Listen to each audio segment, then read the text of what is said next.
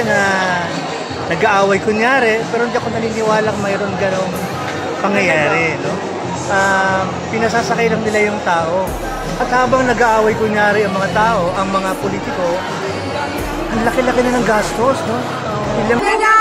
Ang puno ay hindi ko sa bunga talagang binabato. Hitik na hitik ang bunga ni Super Mara. I don't think so. No, no, no, no. I don't think so. No, no, no, no. It's never, ever, ever, ever, ever, ever gonna happen. I don't think so. No, no, no, no. I don't think so.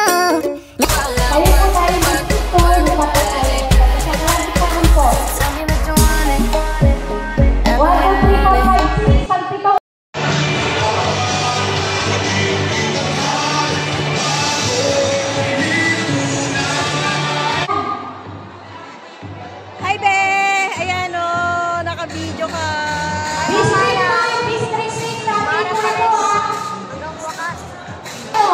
Ano masasabi mo? Gusto ko rin nga makilala. Kung tatanggapin ng mayor, siyempre kailangan makilala ng bawat Maynila yan. Tatakbong mayor. Kaya basta kami, pupunta rin dito kami para makita siya ng personal. Ayan. At makilala siya ng gusto. Saka sakali. Hindi mo sa event na to. Manalo, dahil yung dalawa pwede yung mga kilala na ng Maynila eh. Alam na nila yung mga ito, yung bago. Kaya lang natin, okay, mamanakan ka. Kung sakaling ka na. Ayun o. Senior citizen ka na? Parehong sirana eh. Pero parehong sirana sa Maynila. Kaya, may pwede na tama, sikat ka. Oo, kasi magkikirahin sila eh. Diba? Ba't mangyayari? Kasi sila magkikirahin pero masisilitan niya. Maaaring ka na mangyari. Pwede naman ba? Ay, Muslim community po. Ayan, lahat sila. Yay! Grabe ang suporta kay Ma'am Mara.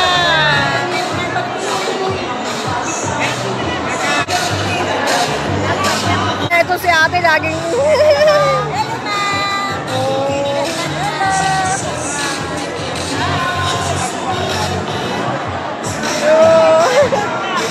Simba kayo!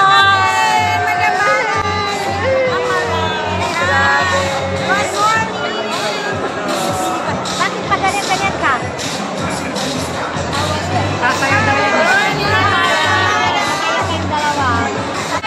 Kumusta kayo?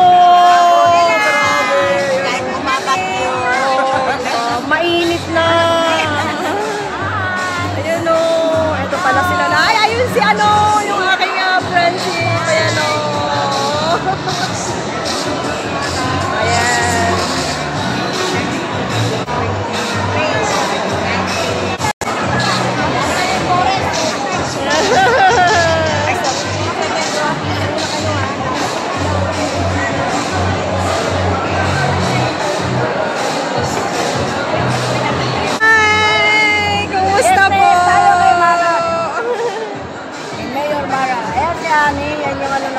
Picture, kumusta po? Kumusta ang araw natin ngayon? Ayun. Okay po. Hello. Kumusta po? Kumusta? Ayan o. Hi, tatay! Bati naman dyan.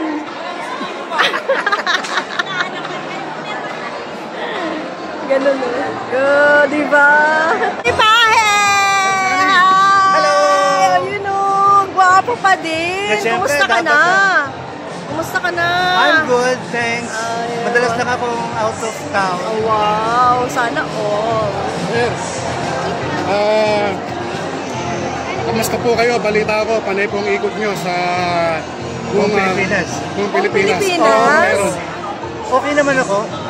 Medyo nakakapagod lang, pero tuloy-tuloy yung pagkilos. Siyempre, bilang mamamayang Pilipino, at naniniwala sa pagbabago, patuloy naman akong kumikilos. Sir, anong masasabi mo ngayon na talagang parang mainit na yung Unang-una nakakalungkot, di ba? Kasi pinaglalaruan ng mga tao, partikular ang mga taga-Maynila.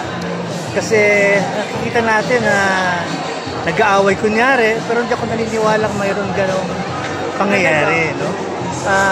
Pinasasakay lang nila yung tao.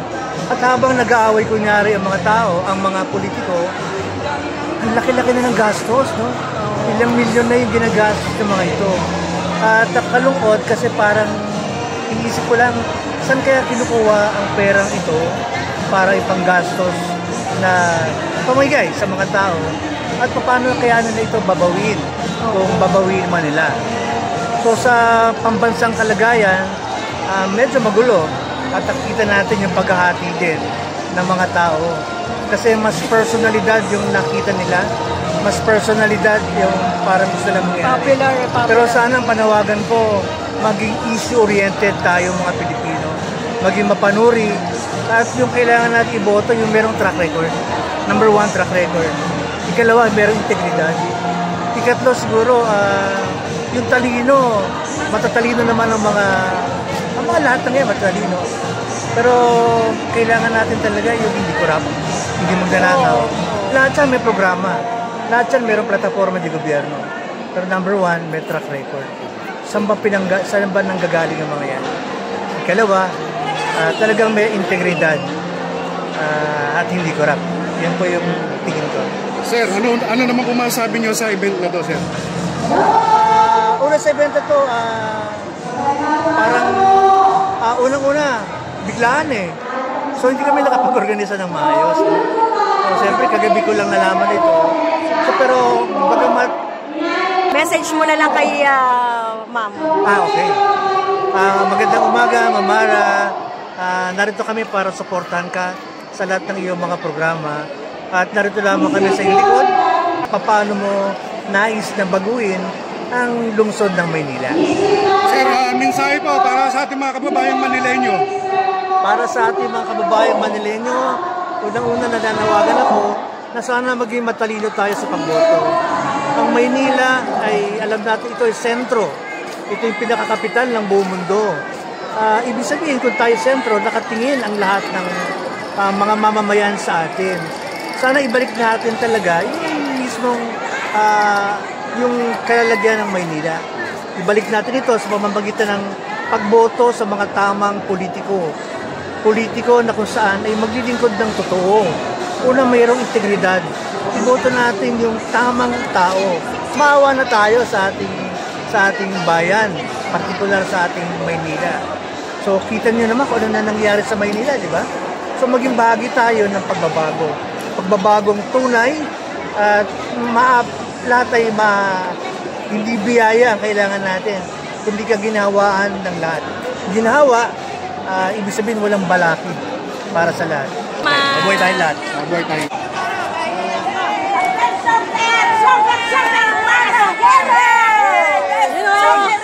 Manila! Yes! Patay ka patayin! Ano masasabi mo? Na talagang grabe po ang pwersa ng One Movement at sa pwersa po ng mga Siyempre, patatalo ba kami? One Movement? Hindi! Yes! Ito na ba ang bagong Maynila? Yes! Ate, mensahe para sa mga Manileño. Maging totoo tayo! Ito na yung pagkakataon natin mabago ang Maynila! Sa Permana lang tayo!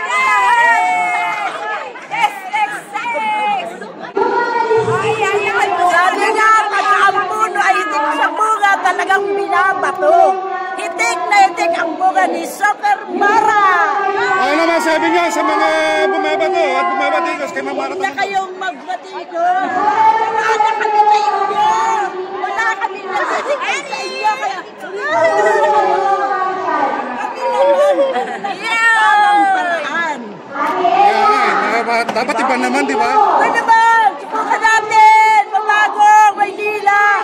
Mensahe para sa mga Manileño. Mga Manileño, isip kayo, ito na. Pag hindi nyo kasi sinulungan sa Maymara, pati tayo, David Fabisco. Ayan, grabe, no? talagang dapat seryoso na natin piliin kung sino dapat. Talagang dapat. Dahil kawawa kayo, sahod nyo, babawasan. Sweldo namin, di binigay. Ala! Ito na ba ang tunay na pagbabago? Ito na, tunay na pagbabago. Para sa mundo ng Maynila.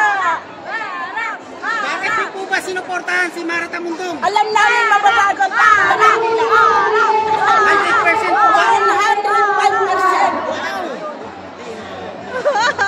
Pero ilang taon na kayo sa Maynila, pero kita nyo naman, di ba? Ito Wala rin tunay na na, pagbabago. ngayon na, yung aming senior, wala. Yung increase, hanggang ngayon, di namin natatanggap yung aming senior citizen.